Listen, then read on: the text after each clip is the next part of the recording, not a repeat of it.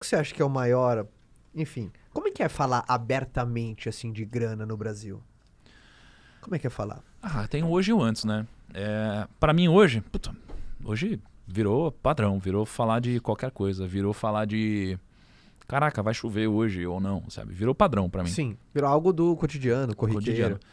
É porque hoje já virou aceito pelas pessoas, as pessoas se acostumaram com cifras diferentes. Mas quando eu comecei, foi um choque.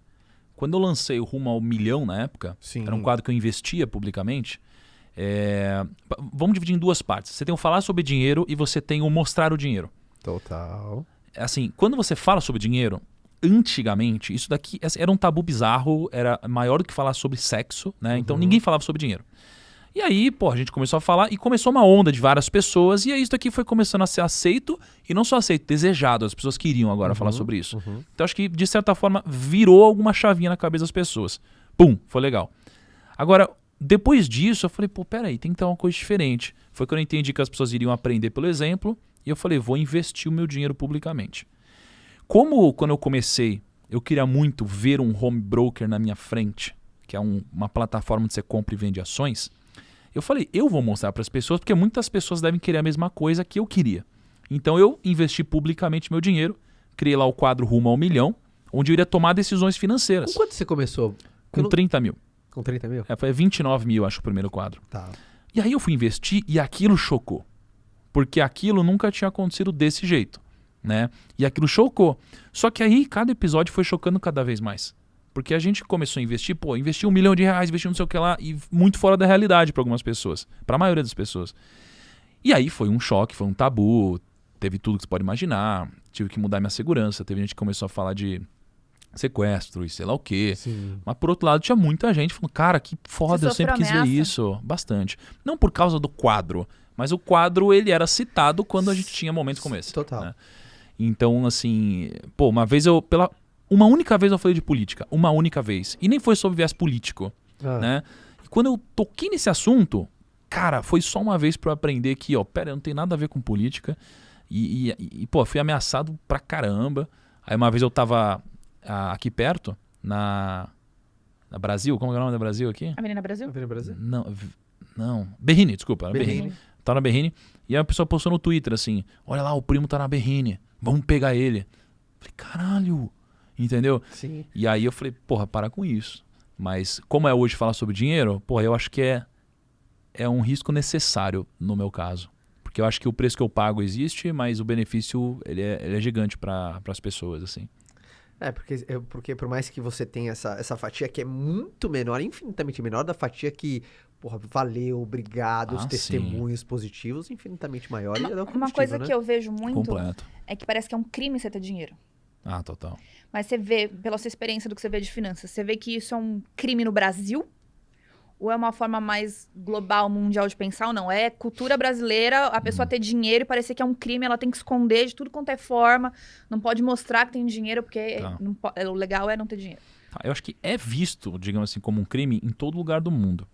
Talvez aqui seja um pouquinho mais do que a média, né? Mas por que eu digo que é em todo lugar do mundo? Porque é uma coisa do ser humano mesmo. Então imagina que você está super feliz com o seu corpo. Aí você olha pro lado e tem uma pessoa melhor que você. Automaticamente você já não gosta mais do seu corpo, né? E com dinheiro é assim.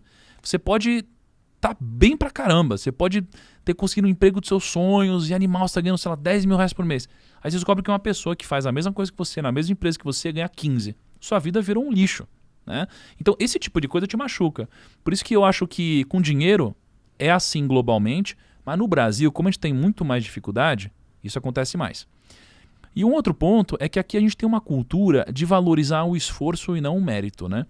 Então, não tô falando de meritocracia, eu tô falando de, valorizar o resultado ao invés do esforço apenas, né? E no Brasil, as pessoas querem valorizar mais quem se esforça do que quem conseguiu. E isso daí, de certa forma, acaba sendo um problema também para elas mesmas crescerem, né?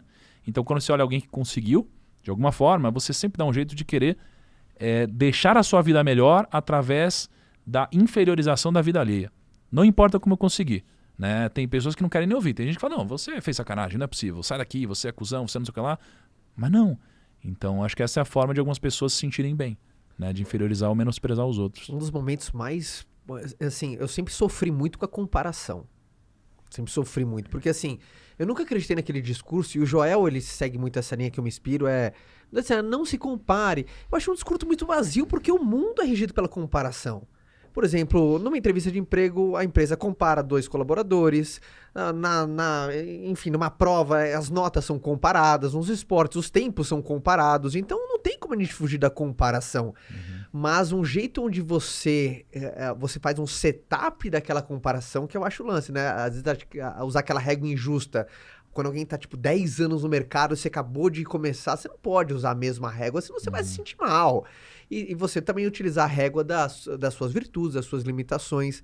Só que um turning point, assim, pra mim, foi quando eu deixei de usar essa, entre aspas, inveja, quando eu comecei a trocar pela admiração. Aí, sucesso de alguém era um convite pra mim, cara. Por isso, toda vez que eu vejo um grande feito, eu falo assim, caramba, cara. Sempre é um convite pra mim. E eu acho que dinheiro... Ele tem esse estigma por ter sido tabu, por exemplo, quantos, às vezes, ditados populares que, às vezes, se refletem em coisas predatórias. Aí a família fala, não, mesa não é lugar de falar de dinheiro. Tem famílias, por exemplo, que não conversam, cara, de grana. Tem famílias, por exemplo, uma coisa muito clássica, às vezes a gente demora anos pra descobrir quanto o nosso pai ganha. Sabe, é uma coisa meio bem cotidiana, né? Mas eu demorei pra descobrir quanto meu pai ganhava, coisas assim. Tem gente que não sabe quanto o marido ganha.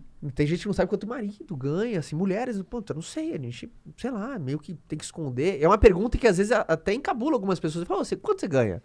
No caso, a gente esconde o quanto a gente gasta, né? Dependendo se não ter essa intimidade, rola isso.